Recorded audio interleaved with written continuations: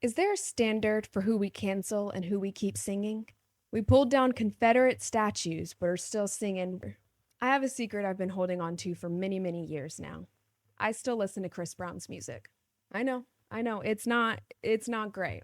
So, how do we support the art when the artist is still here, still profiting off of our connection to it, and we have a real moral objection to the things they've done? Chris Brown, Usher, Diddy, R. Kelly, Kanye, The Cosby Show. Where does the line actually live and who gets to draw it? I'm Gabby, and you're listening to While I've Got You.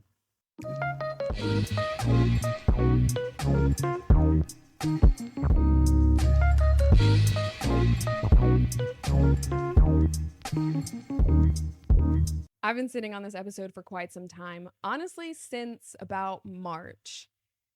I am a product of the late 90s, and so that music raised me. I'm a huge fan of basically all the music that came out in the late 90s and early 2000s. If you are in the car with me and I've got control of the aux, we're listening to that genre. Cash Money Records is taken over for the 99 in the 2000s. So maybe you can understand, or you also experience that age old question slash dilemma. Am I going to continue to support artists that do things that I have moral objections to? This came up for me again in March because it was shortly after Sean Diddy Combs was sentenced to 50 months in jail for transportation with the intent of prostitution.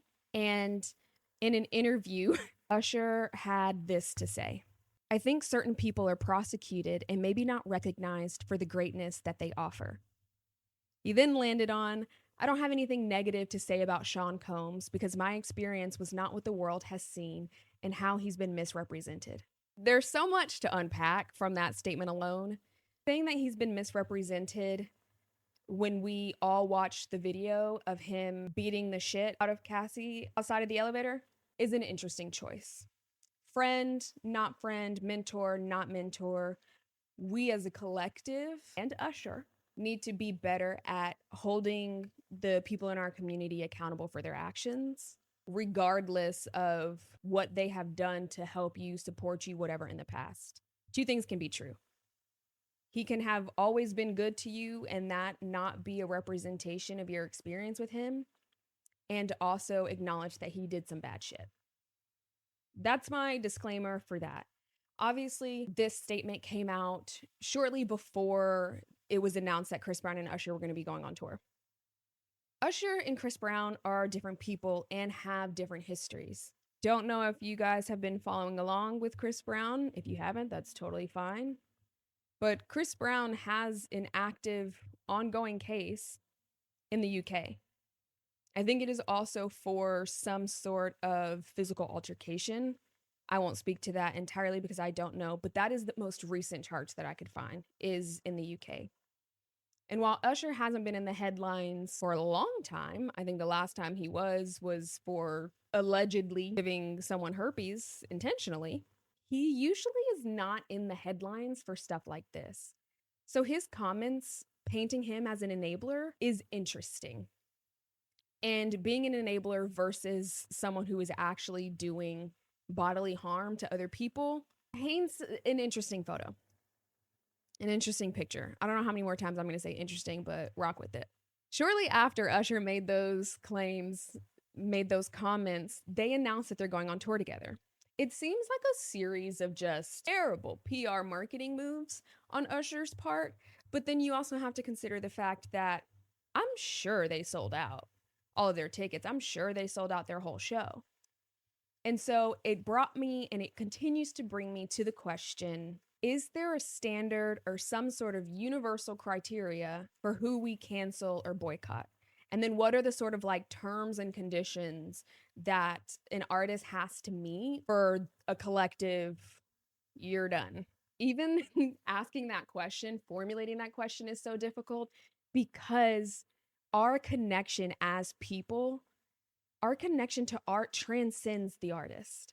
Like, to some degree, I can acknowledge that so much of Chris Brown's music, so much of Usher's music, Diddy's music, R. Kelly's music, So many like TV shows like The Cosby Show, so much of that is connected and a part of my lived experience on this earth. It's a part of memories and emotion is attached to that. So to some degree, my connection to these things transcend the behaviors or the actions of the artist. And in a society where we're so quick to cast blame, judge, cancel, disassociate with in the name of progress and accountability, what is the line? It's such a difficult thing because not only is it such a personal experience, but these artists are still here, still booking and selling out venues. They are still profiting off of our connection to their work in real time. This is not posthumous like fame and whatever. If we all of a sudden found out that William Shakespeare was doing like mass genocide, I don't want to say it wouldn't matter because that's an insane comment to make, but the impact would be different because he not here no more. I don't know if we would still have as many things named after Shakespeare. I don't know if as many movies, etc., plays, all of that would still be, or if his work has and would continue to outlive him. But that's just an example. I'm gonna get stuck thinking about Shakespeare. It's not like that's the experience that these other artists are putting us in. I think it adds such a interesting other layer because last several years there was a big campaign to take down Confederate monuments, Confederate statues. And so it's fascinating to me that we are taking down Confederate statues and then singing from wall to wall about a domestic abuser. I sort of mentioned at the top that Chris Brown's most recent charge is in the UK as of 2025. And while I'm not 100% clear on anything surrounding that, I have the UK and 2025. Like, that's pretty much the extent of the information I have on that. I don't want to ignore the part of the conversation that needs to be happening when anyone is getting charges in other countries. Whether you're from another country, you get charged with something in the States, vice versa. There's a conversation that needs to be had about race, gender, like the intersectionality of those, and who gets accountability and who gets, like passed over. It's my understanding that there are some people in the monarchy that are in the Epstein files. Not apple for apple, bad things are bad things and are not comparable or justifiable because someone else did worse things. I'm just saying. We don't have time to get into all of those other layers, but I do want to give that caveat that there is a conversation that can get pulled into or spiraled into when you look at the actual charges too.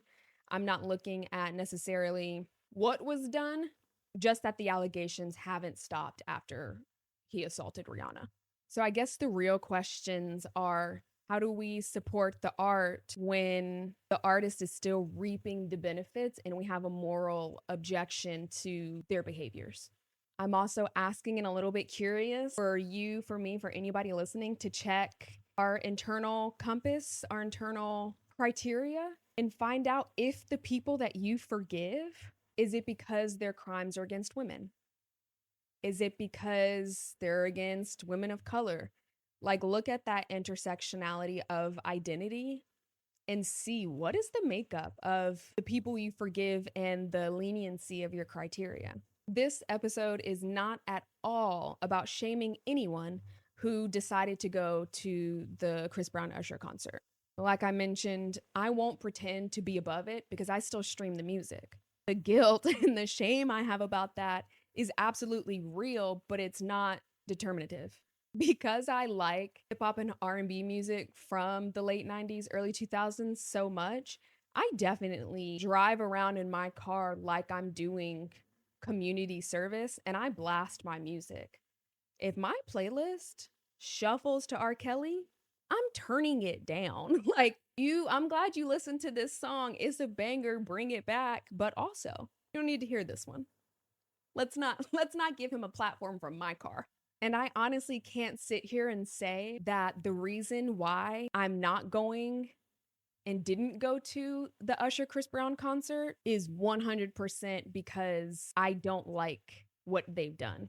To say that would definitely sound good and would probably be a little bit of a cop out because it's also very true that I kept forgetting that they were going on tour. It's also very true that I don't know what I was doing in April. I didn't have Chris Brown Usher concert money. I know what my bank account looks like right now, but I can't tell you I remember what it looks like in April and if I could have gone. I don't know if it was a scheduling conflict. Like, I can't say with my full chest what the ranking or like the order of reasoning is by importance.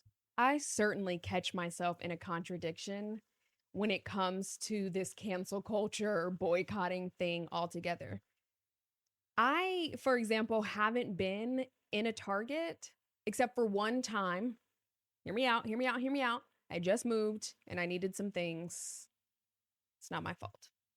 We work with the tools we have. I have been in a Target one time in the last 2 years, and someone asked me recently if I still shopped at Amazon. And I was like, yes, because I can't boycott all of it. I'm just a person in the world. Like I need things. I forget stuff at the store. I don't know where we would buy things if we didn't have Amazon. Yes, I still shop at Amazon. I'm doing my part by not shopping at Target though. So again, I get the guilt, the shame, and I'm not here to present it to you. We're all just people doing our best. I really wanted to make this episode to bring the question to my community. If you went to the concert, what was your justification for it? Did you know Rihanna wasn't the last person that Chris Brown put his hands on? Do you just not keep up with like pop culture, culture news, whatever, so you didn't hear Usher basically defend Diddy? Was this to heal your inner child in this ridiculous world and you did something for little you? Could you really not give two shits about any of this? It is a complex and confusing decision either way. And I'm not really asking you to notice too much here. I think I'm asking you to take a second and assess what your standards are. But I'm mostly just trying to name that this is such a sticky gray area. And hopefully, if you have a perspective I haven't considered, this is the time you can share it. I asked a few of my friends what their standards process of elimination literally are. And I had a friend say this. What it really comes down to is what did they do? How long did they do it? And have they reckoned with it? Have they changed, evolved? I also had another friend say that she's very lucky because the people she's big fans of don't usually come up like this, as far as she knows. And another friend who mentioned Kanye being one of her favorite artists, now being someone she only listens to his early career. She kind of stops after a certain album where she feels like he started going downhill. These are the sort of things that I keep asking myself when I try to determine what my own set of criteria is. As we are constantly pushed to participate in the rat race, hamster wheel of capitalism and consumerism, that gets added to the equation as well. More and more, the way that we show corporations what we're willing to accept or not accept, the way we show artists what we have deemed acceptable is with our dollar. And it's so valuable because it's what we work for, so we have to be intentional how we spend it. That pressure gets added to the terms and conditions. Best answer I have right now is try not to judge others. We're all doing our best. We're all working through life and living for the first time. And it's so important to have these conversations because things progress and move forward when we are together and we make decisions as a collective. Thank you guys so much for listening. I cannot wait to hear your responses or your feedback or your own personal perspectives on this topic. So please leave a comment. You can follow me on Instagram at While I've Got You. That's Instagram, TikTok, YouTube. I'm setting up Substack. So all of those platforms are available at While I've Got You. And please engage in this conversation with me. I'm certain someone out there has a perspective that I have never considered before. And I would love to talk to you and pick your brain about it. All right, that's it for now. Thanks so much, guys. Bye.